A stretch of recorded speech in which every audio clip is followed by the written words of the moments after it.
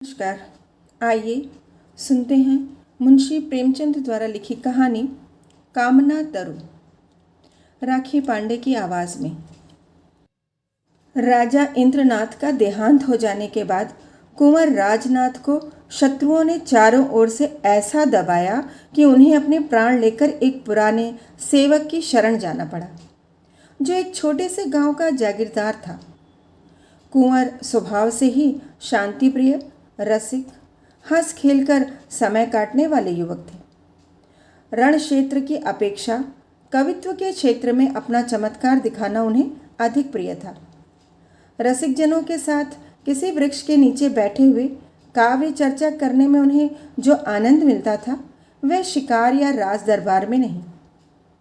इस पर्वतमालाओं से घिरे हुए गांव में आकर उन्हें जिस शांति और आनंद का अनुभव हुआ, उसके बदले में वह ऐसे ऐसे कई राज्य त्याग कर सकते थे।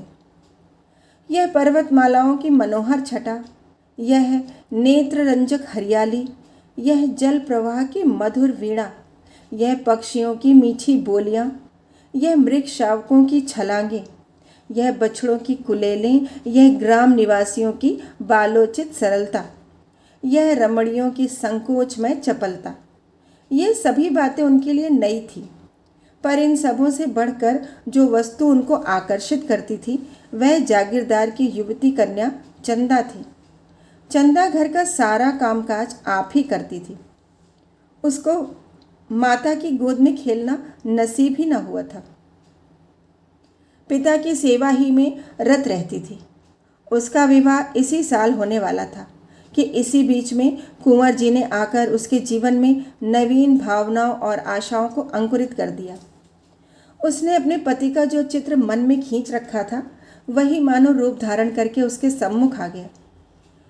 कुंवर की आदर्श रमणी भी चंदा ही के रूप में अवतरित हो गई। लेकिन कुंवर समझते थे, मेरे ऐसे भाग्य कहाँ। चंदा भी समझती थी, कहाँ यह और कहाँ मैं। दोपहर का समय था और जेठ का महीना। खपरेल का घर भट्टी की भांति तपने लगा। खपरेल का घर भट्टी की भांति तपने लगा। खस की टाटियों और तहखानों में रहने वाले राजकुमार का चित्त गर्मी से इतना बेचैन हुआ कि वह बाहर निकल आए और सामने के बाग में जाकर एक घने वृक्ष के नीचे छांव में बैठ गए। सहसा उन्होंने देखा, चंदा नदी से जल की गागर लिए चली आ रही है। नीचे जलती हुई रेत थी, ऊपर जलता हुआ सूर्य। लू से देह झुलसती जाती थी। कदाचित इस समय प्यास से तड़पते हुए आदमी की भी नदी तक जाने की हिम्मत न पड़ती। चंदा क्यों पानी लेने गई थी?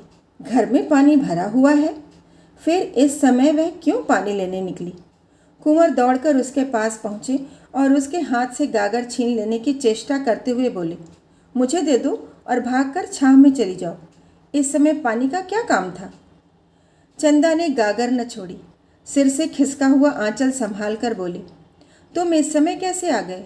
शायद मारी गर्मी के अंदर न रह सके। कुंवर, मुझे दे दो, नहीं तो मैं छीन लूँगा। चंदा ने मुस्कुराकर कहा, राजकुमारों को गागर लेकर चलना शोभा नहीं देता। कुंवर ने गागर का मुंह पकड़कर कहा, इस अपराध का बहुत दंड सह चुका हूँ चंदा, अब तो अपने को राजकुमार कहने में भी लज्जा आती है। चंदा, देखो, धूप में खुद हैरान होते हो और मुझे भी हैरान करते हो। गागर छोड़ दो, सच कहती हूँ, पूजा का जल है। कुंवर, क्या मेरे ले जाने से पूजा का जल अपवित्र हो जाएगा? चंदा, अच्छा भाई, नहीं मानते तो तुम ही ले चलो। हाँ, नहीं तो। कुंवर गागर लेकर आगे आगे चले, चंदा पीछे हो ली। बगीचे में पहुँचे तो चंदा एक छोटे से पौधे के पास रुककर बोली, इसी देवता की पूजा करनी है, गागर रख दो। कुंवर ने आश्चर्य से पूछा, यहाँ कौन देवता है चंदा? मुझे तो नज़र नहीं आता। चंदा ने पौधों को सींचते हुए कहा, यही तो मेरा देवता है। पानी पीकर पौधों की मुरझाई हुई पत्तियाँ हरी हो गईं, मानो उनकी आंखें खुल गई हों। कुंवर ने पूछा, यह पौधा क्या तुमने लगाया है चंदा? चंदा ने पौधे को एक सीधी लकड़ी से बांधते हुए कहा, हाँ, उसी दिन तो जब तुम यहाँ आए। यहाँ पहले मेरी गुड़ियों का घरौंदा था। मैंने गुड़ियों पर छाह करने के लिए अमोला लगा दिया था। फिर मुझे इसकी याद नहीं रही। घर के काम धंधों में भूल गई। जिस दिन तुम यहाँ आए मुझे न जाने क्यों इस पौधों की याद आ गई। मैंने आकर देखा तो वह सूख गया था। मैंने तुरंत पानी लाकर इसे सींचा तो कुछ कुछ ताज़ा होने लगा। तब से इसे सींचती हूँ। देखो कितना हरा भरा हो गया है। यह कहते कहते उसने सिर उठाकर कुंवर की ओर ताकते हुए कहा, और सब काम भूल जाऊं पर इस पौधे को पानी देना नहीं भूलती। तुम ही इसके प्राणदाता हो। तुम ही ने आकर इसे जिला दिया, नहीं तो बेचारा सूख गया होता। यह तुम्हारे शुभ आगमन का स्मृति चिन्ह है। ज़रा इसे देखो। मालूम होता है हंस रहा है। मुझे तो जान पड़ता है कि यह मुझसे बोलता है। सच कहती हूँ, कभी यह रोता है, कभी हंसता है, कभी रूठता है। आज तुम्हारा लाया हुआ पानी पाकर यह फूला नहीं समाता। एक एक पत्ता तुम्हें धन्यवाद दे रहा है। कुंवर को ऐसा जान पड़ा मानो वह पौधा कोई नन्हा सा क्रीड़ाशील बालक है। जैसे चुंबन से प्रसन्न होकर बालक गोद में चढ़ने के लिए दोनों हाथ फैला देता है, उसी भांति यह पौधा भी हाथ फैलाए जान पड़ा। उसके एक एक अणु में चंदा का प्रेम झलक रहा था। चंदा के घर में खेती के सभी औजार थे। कुंवर एक फावड़ा उठा लाए और पौधों का एक थाला बनाकर चारों ओर ऊंची मेड़ उठा दी। फिर खुरपी लेकर अंदर की मिट्टी को गोड़ दिया। पौधा और भी लहलहा उठा। चंदा बोली, कुछ सुनते हो क्या कह रहा है? कुंवर ने मुस्कुराकर कहा, हाँ, कहता है अम्मा की गोद में बैठूंगा। चंदा, नहीं, कह रहा है इतना प्रेम करके फिर भूल न जाना। मगर कुंवर का अभी राजपुत्र होने का दंड भोगना बाकी था।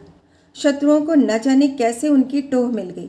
इधर तो हित चिंतकों के आग्रह से विवश होकर बूढ़ा कुबेर सिंह चंदा और कुंवर के विवाह की तैयारियां कर रहा था। उधर शत्रुओं का एक दल सिर पर आ पहुंचा। कुंवर ने उस पौधों के आसपास फूल पत्ते लगाकर एक फुलवाड़ी सी बना दी थी। पौधों को सींचना अब उनका काम था। प्रातःकाल वह कंधों पर कांवर रखे नदी से पानी ला रहे थे कि 10-12 आदमियों ने उन्हें रास्ते में घेर लिया। कुबेर सिंह तलवार लेकर दौड़ा, लेकिन शत्रुओं ने उसे मार गिराया। अकेला अस्त्रहीन कुंवर क्या करता? कंधों पर कांवर रखे हुए बोला, अब क्यों मेरे पीछे पड़े हो भाई? मैंने तो सब कुछ छोड़ दिया। सरदार बोला, हमें आपको पकड़ ले जाने का हुक्म है। तुम्हारा स्वामी मुझे इस दशा में भी नहीं देख सकता। खैर, अगर धर्म समझो तो कुबेर सिंह की तलवार मुझे दे दो। अपनी स्वाधीनता के लिए लड़कर प्राण दो। इसका उत्तर यही मिला कि सिपाहियों ने कुंवर को पकड़कर मुश्कें कस दी और उन्हें एक घोड़े पर बिठाकर घोड़े को भगा दिया। कांवर वहीं पड़ी रह गई। उसी समय चंदा घर से निकली। देखा कांवर पड़ी हुई है और कुंवर को लोग घोड़े पर बिठाए जा रहे हैं। चोट खाए हुए पक्षी की भांति वह कई कदम दौड़ी, फिर गिर पड़ी। उसकी आंखों में अंधेरा छा गया। सहसा उसकी दृष्टि पिता की लाश पर पड़ी। वह घबराकर उठी और लाश के पास जा पहुंची। कुबेर अभी मरा न था, प्राण आंखों में अटके हुए थे। चंदा को देखते ही क्षीण स्वर में बोला, बेटी, कुंवर। इसके आगे वह कुछ न कह सका। प्राण निकल गए, पर इस शब्द कुंवर ने उसका आशय प्रकट कर दिया। 20 वर्ष बीत गए, कुंवर कैद से न छूट सके। यह एक पहाड़ी किला था। जहाँ तक निगाह जाती पहाड़ियाँ ही नजर आती। किले में उन्हें कोई कष्ट न था। नौकर चाकर, भोजन, वस्त्र, सैर, शिकार, किसी बात की कमी न थी। पर उस वियोग अग्नि को कौन शांत करता, जो नित्य कुंवर के हृदय में जला करती थी। जीवन में अब उनके लिए कोई आशा न थी, कोई प्रकाश न था। अगर कोई इच्छा थी तो यही कि एक बार उस प्रेम तीर्थ की यात्रा कर ले, जहाँ उन्हें वह सब कुछ मिला जो मनुष्य को मिल सकता है। हाँ, उनके मन में एकमात्र यही अभिलाषा थी कि उन पवित्र स्मृतियों से रंजित भूमि के दर्शन करके जीवन का उसी नदी के तट पर अंत कर दे। वही नदी का किनारा, वही वृक्ष का कुंज, वही चंदा का छोटा सा सुंदर घर उसकी आंखों में फिरा करता, और वह पौधा जिसे उन दोनों ने मिलकर सींचा था, उसमें तो मानो उसके प्राण ही बसते थे। क्या वह दिन भी आएगा जब वह उस पौधों को हरी हरी पत्तियों से लदा हुआ देखेगा? कौन जाने वह अब है भी या सूख गया। कौन अब उसको सींचता होगा? चंदा इतने दिनों अविवाहित थोड़े ही बैठी होगी। ऐसा संभव भी तो नहीं उसे अब मेरी सुध भी न होगी। हाँ, शायद कभी अपने घर की याद खींच लाती हो तो पौधों को देखकर उसे मेरी याद आ जाती हो। मुझ जैसे अभागे के लिए इससे अधिक वह और कर ही क्या सकती थी। उस भूमि को एक बार देखने के लिए वह अपना जीवन दे सकता था, पर यह अभिलाषा न पूरी होती थी। आहा, एक युग बीत गया। शोक और नैराश्य ने उठती जवानी को कुचल दिया। न आंखों में ज्योति रही, न पैरों में शक्ति। जीवन क्या था? एक दुखदायी स्वप्न था। उस सघन अंधकार में उसे कुछ न सोचता था। बस जीवन का आधार एक अभिलाषा थी, एक सुखद स्वप्न जो जीवन में न जाने कब उसने देखा था। एक बार फिर वही स्वप्न देखना चाहता था। फिर उसकी अभिलाषाओं का अंत हो जाएगा। उसे कोई इच्छा न रहेगी। सारा अनंत भविष्य, सारी अनंत चिंताएं इसी एक स्वप्न में लीन हो जाती थी। उसके रक्षकों को अब उसकी ओर से कोई शंका न थी।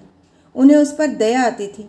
रात को पहरे पर केवल कोई एक आदमी रह जाता था और लोग मीठी नींद सोते थे। कुंवर भाग जा सकता है, इसकी कोई संभावना, कोई शंका न थी। यहाँ तक कि एक दिन यह सिपाही भी निशंक होकर बंदूक लिए लेट रहा। निद्रा किसी हिंसक पशु की भांति ताक लगाए बैठी थी। लेटते ही टूट पड़ी। कुंवर ने सिपाही की नाक की आवाज़ सुनी। उनका हृदय बड़े वेग से उछलने लगा। यह अवसर आज कितने दिनों के बाद मिला था। वह उठे, मगर पांव थर थर काँप रहे थे। बरामदे के नीचे उतरने का साहस न हो सका। कहीं इसकी नींद खुल गई तो हिंसा उनकी सहायता कर सकती थी। सिपाही के बगल में उसकी तलवार पड़ी थी, पर प्रेम का हिंसा से बैर है। कुंवर ने सिपाही को जगा दिया। वह चौंक कर उठ बैठा। रहा सहा संशय भी उसके दिल से निकल गया। दूसरी बार जो सोया तो खर्राटे लेने लगा। प्रातःकाल जब उसकी निद्रा टूटी तो उसने लपक कर कुंवर के कमरे में झांका। कुंवर का पता न था। कुंवर इस समय हवा के घोड़े पर सवार कल्पना की द्रुत गति से भागा जा रहा था, उस स्थान को जहां उसने सुख स्वप्न देखा था। किले में चारों ओर तलाशी हुई। नायक ने सवार दौड़ाए, पर कहीं पता न चला। पहाड़ी रास्तों का काटना कठिन, उस पर अज्ञातवास की कैद, मृत्यु के दूत पीछे लगे हुए, जिनसे बचना मुश्किल। कुंवर को कामना तीर्थ में महीनों लग गए। जब यात्रा पूरी हुई तो कुंवर में एक कामना के सिवा और कुछ शेष न था। दिन भर की कठिन यात्रा के बाद जब वह उस स्थान पर पहुँचे तो संध्या हो गई थी। वहाँ बस्ती का नाम भी न था। 2-4 टूटे फूटे झोपड़े उस बस्ती के चिन्ह स्वरूप शेष रह गए थे। वह झोपड़ा जिसमें कभी प्रेम का प्रकाश था, जिसके नीचे उन्होंने जीवन के सुखमय दिन काटे थे, जो उनकी कामनाओं का आगार और उपासना का मंदिर था, अब उनकी अभिलाषाओं की भांति भंग हो गया था। झोपड़े की भग्नावस्था मूक भाषा में अपनी करुण कथा सुना रही थी। कुंवर उसे देखते ही चंदा चंदा पुकारते हुए दौड़े। उन्होंने उस रज को माथे पर मला, मानो किसी देवता की विभूति हो, और उसकी टूटी हुई दीवारों से चिमटकर बड़ी देर तक रोते रहे। हाय रे अभिलाषा, वह रोने ही के लिए इतनी दूर से आए थे। रोने की अभिलाषा इतने दिनों से उन्हें विकल कर रही थी, पर इस रुदन में कितना स्वर्गीय आनंद था। क्या समस्त संसार का सुख इन आंसुओं की तुलना कर सकता था? तब वह झोपड़े से निकले। सामने मैदान में एक वृक्ष हरे हरे नवीन पल्लवों को गोद में लिए मानो उनका स्वागत करने खड़ा था। यह वह पौधा है जिसे आज से 20 वर्ष पहले दोनों ने आरोपित किया था। कुंवर उन्मत्ता की भांति दौड़े और जाकर उस वृक्ष से लिपट गए, मानो कोई पिता अपने मातृहीन पुत्र को छाती से लगाए हुए हो।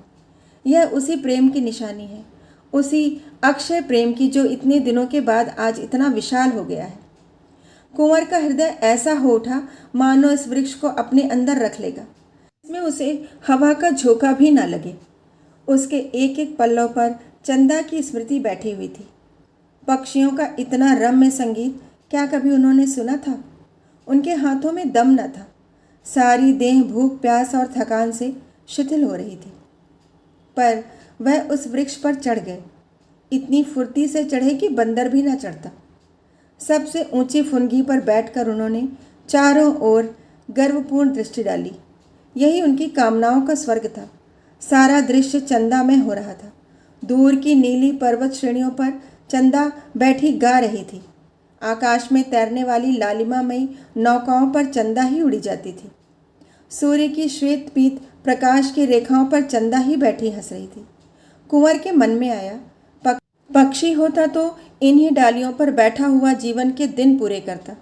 जब अंधेरा हो गया तो कुंवर नीचे उतरे और उसी वृक्ष के नीचे थोड़ी सी भूमि झाड़कर पत्तियों की शैया बनाई और लेटे। यही उनके जीवन का स्वर्ण स्वप्न था, यही वैराग्य। अब वह इस वृक्ष की शरण छोड़कर कहीं न जाएंगे।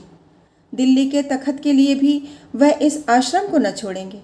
उसी स्निग्ध अमल चांदनी में सहसा एक पक्षी आकर उस वृक्ष पर बैठा और दर्द में डूबे हुए स्वरों में गाने लगा। ऐसा जान पड़ा मानो वह वृक्ष सिर धुन रहा है। वह नीरव रात्रि उस वेदनामय संगीत से हिल उठी। कुंवर का हृदय इस तरह ऐंठने लगा मानो वह फट जाएगा। स्वर में करुणा और वियोग के तीर से भरे हुए थे। आह पक्षी, तेरा भी जोड़ा अवश्य बिछुड़ गया है, नहीं तो तेरे राग में इतनी व्यथा, इतना विषाद, इतना रुदन कहाँ से आता। कुंवर के हृदय के टुकड़े हुए जाते थे। एक एक स्वर तीर की भांति दिल को छेदे डालता था।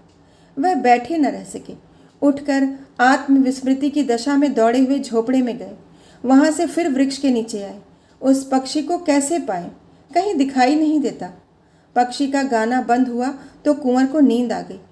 उन्हें स्वप्न में ऐसा जान पड़ा कि वही पक्षी उनके समीप आया। कुंवर ने ध्यान से देखा तो वह पक्षी न था, चंदा थी। हाँ, प्रत्यक्ष चंदा थी। कुंवर ने पूछा, चंदा, यह पक्षी यहाँ कहाँ? चंदा ने कहा, मैं ही तो वह पक्षी हूँ। कुंवर, तुम पक्षी हो? क्या तुम ही गा रही थी? चंदा, हाँ प्रियतम, मैं ही गा रही थी। इसी तरह रोते रोते एक युग बीत गया। कुंवर, तुम्हारा घोंसला कहाँ है? चंदा, उसी झोपड़े में जहाँ तुम्हारी खाट थी। उसी खाट के बांध से मैंने अपना घोंसला बनाया है। कुंवर, और तुम्हारा जोड़ा कहाँ है? चंदा, मैं अकेली हूँ। चंदा को अपने प्रियतम के स्मरण करने में, उसके लिए रोने में जो सुख है वह जोड़े में नहीं। मैं इसी तरह अकेली रहूँगी और अकेली मरूँगी। कुंवर, मैं क्या पक्षी नहीं हो सकता? चंदा चली गई। कुंवर की नींद खुल गई। उषा की लालिमा आकाश पर छाई हुई थी और वह चिड़िया कुंवर की शैया के समीप एक डाल पर बैठी चहक रही थी। अब उस संगीत में करुणा न थी, विलाप न था, उसमें आनंद था, चापल्य था, सरलता थी। वह वियोग का करुण क्रंदन नहीं, मिलन का मधुर संगीत था। कुंवर सोचने लगे, इस स्वप्न का क्या रहस्य है। कुंवर ने शैया से उठते ही एक झाड़ू बनाई और झोपड़े को साफ करने लगे। उनके जीते जी इसकी यह भग्न दशा नहीं रह सकती।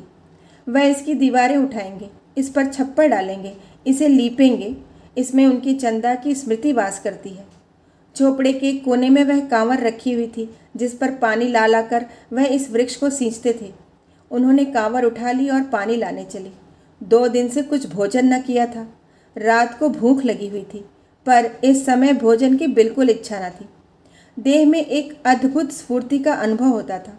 उन्होंने नदी से पानी ला लाकर मिट्टी भिगोना शुरू किया। दौड़े जाते थे और दौड़े आते थे। इतनी शक्ति उनमें कभी न थी। एक ही दिन में इतनी दीवार उठ गई जितनी 4 मजदूर भी न उठा सकते थे। और कितनी सीधी, कितनी चिकनी दीवार थी कि कारीगर भी देखकर लज्जित हो जाता। प्रेम की शक्ति अपार है। संध्या हो गई। चिड़ियों ने बसेरा लिया, वृक्षों ने भी आंखें बंद की, मगर कुंवर को आराम कहाँ। तारों के मलिन प्रकाश में मिट्टी के रद्दे रखे जा रहे थे। हाय रे कामना, क्या तू इस बेचारे के प्राण ही लेकर छोड़ेगी? वृक्ष पर पक्षी का मधुर स्वर सुनाई दिया। कुंवर के हाथ से घड़ा छूट पड़ा। हाथ और पैरों में मिट्टी लपेटकर वह वृक्ष के नीचे जाकर बैठ गए। उस स्वर में कितना लालित्य था, कितना उल्लास, कितनी ज्योति। मानव संगीत इसके सामने बेसुरा आलाप था। उसमें यह जागृति, यह अमृत, यह जीवन कहाँ? संगीत के आनंद में विस्मृति है, पर वह विस्मृति कितनी स्मृतिमय होती है। अतीत को जीवन और प्रकाश से रंजित करके प्रत्यक्ष कर देने की शक्ति संगीत के सिवा और कहाँ है? कुंवर के हृदय नेत्रों के सामने वह दृश्य खड़ा हुआ जब चंदा इसी पौधे को नदी से जल ला ला कर सींचती थी। हाय, क्या वे दिन फिर आ सकते हैं? सहसा एक बटोही आकर खड़ा हो गया और कुंवर को देखकर वह प्रश्न करने लगा, जो साधारणतः दो अपरिचित प्राणियों में हुआ करते हैं। कौन हो? कहाँ से आते हो? कहाँ जाओगे? पहले वह भी इसी गांव में रहता था, पर जब गांव उजड़ गया तो समीप के एक दूसरे गांव में जा बसा था। अब भी उसके खेत यहाँ थे। रात को जंगली पशु से अपने खेतों की रक्षा करने के लिए वह आकर सोता था। कुंवर ने पूछा, तुम्हें मालूम है इस गांव में एक कुबेर सिंह ठाकुर रहते थे? किसान ने बड़ी उत्सुकता से कहा, हाँ हाँ भाई, जानता क्यों नहीं, बेचारे यहीं तो मारे गए। तुमसे भी क्या जान पहचान थी? कुंवर, हाँ, उन दिनों कभी कभी आया करता था। मैं भी राजा की सेवा में नौकर था, उनके घर में और कोई न था। किसान, अरे भाई कुछ न पूछो, बड़ी करुण कथा है। उनकी स्त्री तो पहले ही मर चुकी थी, केवल लड़की बच रही थी। आह, कैसी सुशीला, कैसी सुघड़ लड़की थी। उसे देखकर आंखों में ज्योति आ जाती थी, बिल्कुल स्वर्ग की देवी जान पड़ती थी। जब कुबेर सिंह जीता था तभी कुंवर राजनाथ यहाँ भाग कर आए थे और उसके यहाँ रहे थे। उस लड़की की कुंवर से कहीं बातचीत हो गई। जब कुंवर को शत्रुओं ने पकड़ लिया तो चंदा घर में अकेली रह गई। गांव वाले ने बहुत चाहा कि उसका विवाह हो जाए। उसके लिए वरों का तांता न था भाई। ऐसा कौन था जो उसे पाकर अपने को धन्य न मानता, पर वह किसी से विवाह करने पर राजी न हुई। यह पेड़ जो तुम देख रहे हो तब छोटा सा पौधा था। इसके आसपास फूलों की कई और क्यारियां थीं। इन्हीं को गोड़ने, निराने, सींचने में उसका दिन कटता था।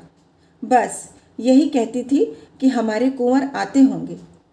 कुंवर की आंखों से आंसू की वर्षा होने लगी। मुसाफिर ने जरा दम लेकर कहा, दिन दिन घुलती जाती थी। तुम्हें विश्वास न आएगा भाई, उसने 10 साल इसी तरह काट दिए। इतनी दुर्बल हो गई थी कि पहचाननी न जाती थी। पर अब भी उसे कुंवर साहब के आने की आशा बनी हुई थी। आखिर एक दिन इसी वृक्ष के नीचे उसकी लाश मिली। ऐसा प्रेम कौन करेगा भाई? कुंवर न जाने मरे कि जिए।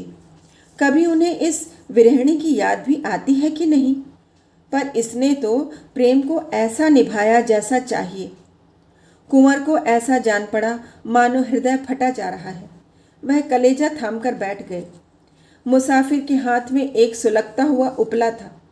उसने चिलम भरी और 2-4 दम लगाकर बोला, उसके मरने के बाद यह घर गिर गया।